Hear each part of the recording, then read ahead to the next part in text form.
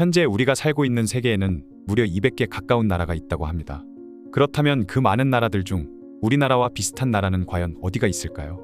많은 분들이 자연스럽게 떠올리시는 나라는 아마도 일본과 북한, 중국, 대만 등 우리와 가까운 곳에 있는 나라들일 겁니다.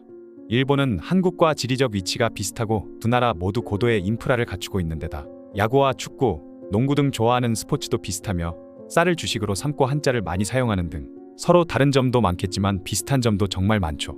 북한은 우리와 한민족인 만큼 같은 언어와 문자를 쓰고 식생활과 역사, 문화 등 많은 부분들이 우리와 가장 비슷한 나라입니다.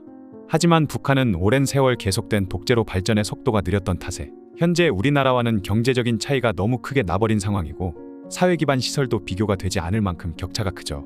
대만 또한 인구는 2천만으로 우리의 절반 정도 되는 수준이지만 국토의 면적이 남한과 비슷하고 1인당 GDP도 비슷하며 여러 면에서 우리와 비슷한 정서를 가지고 있다고 합니다. 많은 분들이 예상하셨듯 일본과 북한, 대만, 중국 등이 우리와 비슷하지만 이들 외에 우리와 비슷한 나라들은 의외로 유럽에 많다고 하는데요.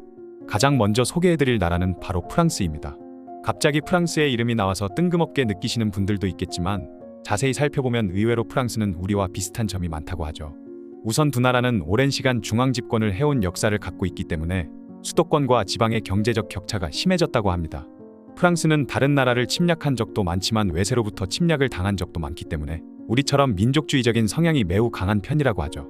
그리고 과거 왕의 폭정으로 인해 국민들이 큰 피해를 입은 역사가 있기 때문에 두 나라 다 왕이라는 존재에 대해서는 부정적이라고 합니다.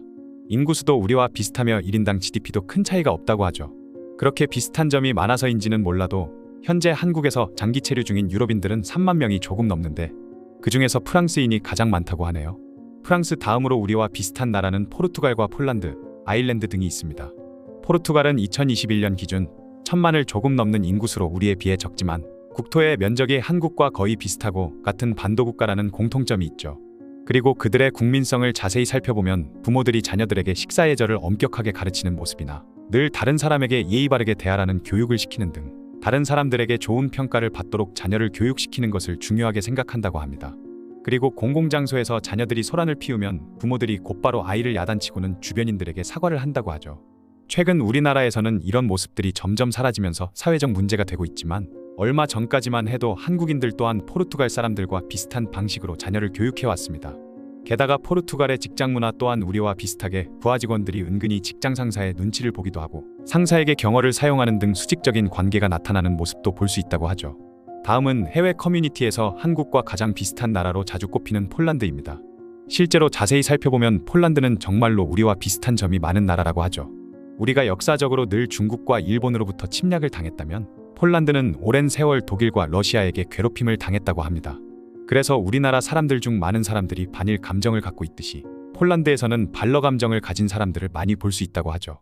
종목을 불문하고 스포츠 경기에서 한일전이 벌어지면 무조건 이겨야 한다는 생각을 갖고 있는 우리와 비슷하게 폴란드에서도 만약 러시아와 축구 경기를 하게 됐는데 러시아에 져버리기라도 하면 감독은 옷을 벗을 각오를 해야 한다고 하네요. 국토 면적의 90%가 평지인 탓에 외적을 방어하기가 쉽지 않은 폴란드는 외세의 나라를 빼앗긴 적도 여러 번이나 있었지만 끝없는 투쟁을 한 끝에 결국 독립을 이뤄내고 자신들의 언어를 지켜냈습니다. 그리고 유럽에서는 드물게도 폴란드가 단일 민족으로 이루어진 나라라는 것 역시 우리와는 비슷한 점이라고 할 수 있겠죠. 자녀에 대한 교육열도 한국 못지않게 강한 편이고 애국심이 강해 나라에 위기가 생기면 똘똘 뭉치며 미국과 친하게 지내는 친미국가로 분류되는 점도 비슷합니다. 그리고 폴란드 또한 우리나라처럼 꾸준한 경제 성장을 이루고 있죠. 그런 성장을 이뤄내는 과정에서 국민들의 희생이 따랐던 점도 비슷한데요. 폴란드 또한 우리나라처럼 유럽에서 근무 시간이 긴 것으로는 둘째가라면 서러워할 정도로 일을 많이 하는 나라라고 합니다. 그 밖에 술을 좋아하고 돼지고기와 마늘이 들어간 요리를 좋아하며 매운맛과 불맛이 나는 요리를 좋아하는 등 음식 문화에서도 비슷한 점이 많죠. 아일랜드는 지리적으로는 멀지만 우리나라와 닮은 점이 참 많아서 유럽의 한국이라 불리기도 한다고 하는데요. 역사적으로 다른 나라의 침략을 많이 받았다는 점과 내전으로 인해 남북이 분단된 국가라는 점이 비슷하죠. 독립 후 찢어지게 가난했지만 그 이후 믿을 수 없는 속도로 경제성장을 이루어낸 점도 닮았습니다. 노인을 공경하는 문화와 높은 교육열 그리고 술을 좋아하는 것 또한 한국인과 아일랜드인들의 공통점이죠. 그 밖에 가족을 끔찍하게 아끼며 성격이 불같은 점도 우리와 비슷하다고 하네요.